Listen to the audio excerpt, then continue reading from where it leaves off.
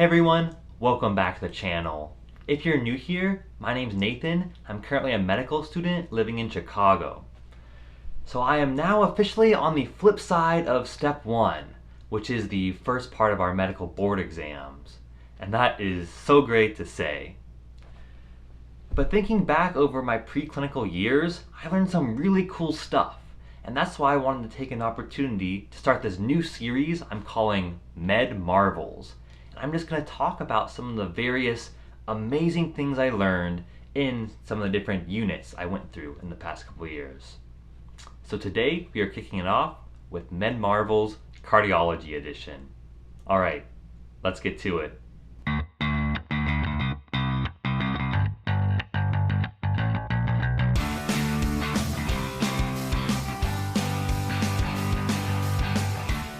Okay, so number 1 of the Med Marvels in cardio has to do with jugular venous pulsation, or JVP.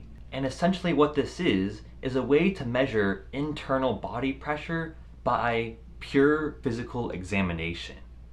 So what happens in measurement of JVP is you have the patient laying down either at 45 or 30 degrees, and you measure the pulsation in the internal jugular vein, and you measure how high it is above the sternal angle.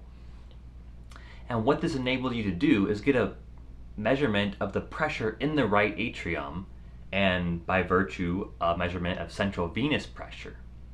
And the reason you can do this is because the internal jugular vein empties right into the right atrium without intervening valves. And so it essentially functions like a column of fluid, and we can measure the pressure by that. And one thing I think that's so cool about that is that it's a great example of the application of physics to medicine. Because in physics, you can measure the pressure in a column of water just by the product of the height of the column, by the density of the fluid, and the force of gravity. And that's essentially what we're doing in JVP. So it's really cool to see how all these different disciplines tie together within medicine.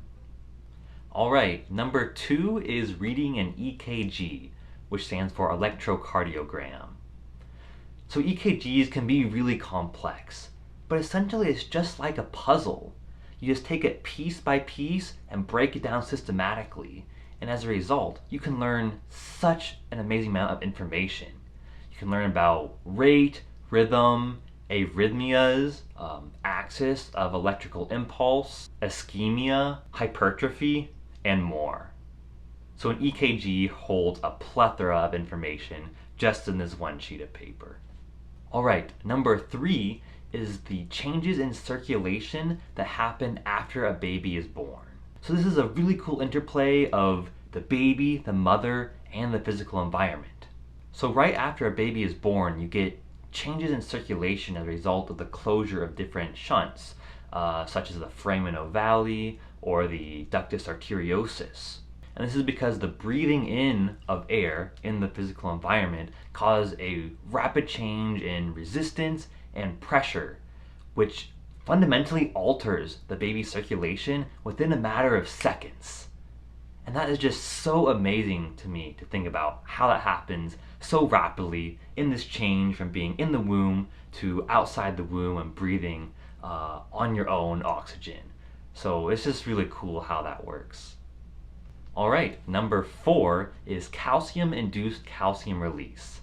And what this refers to is within cardiomyocytes, when calcium binds initially, you get a subsequent release of a massive amount of calcium from the sarcoplasmic reticulum. So first, calcium-induced calcium release is just really fun to say, I think. But secondly, I think it's a tremendous example of positive feedback and amplification of a signal. So basically we have a little signal initially, that initial calcium, and that generates a massive increase in signal with the calcium release from the sarcoplasmic reticulum. And lastly, number 5 is the ability of any cell in the heart to develop automaticity.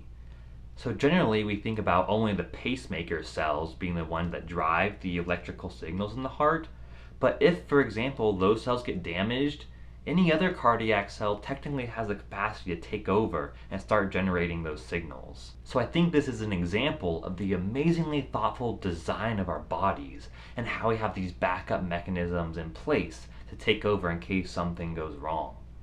Alright everyone, that wraps up Med Marvel's Cardio Edition. Hope you enjoyed the video. Like, comment, share, subscribe, and I will see you in the next one.